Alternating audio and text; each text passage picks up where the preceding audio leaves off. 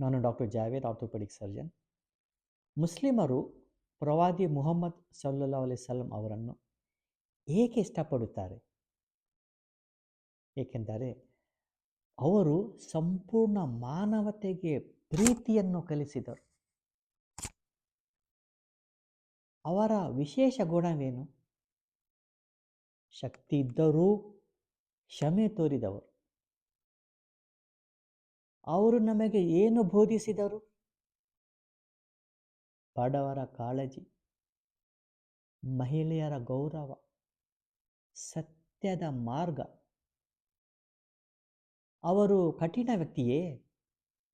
ಇಲ್ಲ, ಅವರು ನಗುತ್ತಿದ್ದರು, ಹೇಳುತ್ತಿದ್ದರು, ಹೃದಯಗಳನ್ನು ಗೆದ್ದರು.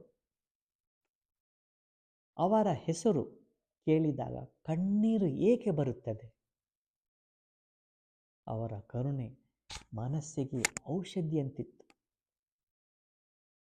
ನಾವು ಪ್ರವಾದಿ ಮುಹಮ್ಮದ್ ಸಲ್ಲಲ್ಲಾಹು ಅಲೈಹಿ ವಸಲ್ಲಂ ಅವರನ್ನು ಪ್ರೀತಿಸುತ್ತೇವೆ, ಏಕೆಂದರೆ ಅವರ ಮೂಲಕ ಅಲ್ಲಾಹ್ ನಮ್ಮ ಜೀವನಕ್ಕೆ ಬೆಳಕು ನೀಡಿದರು.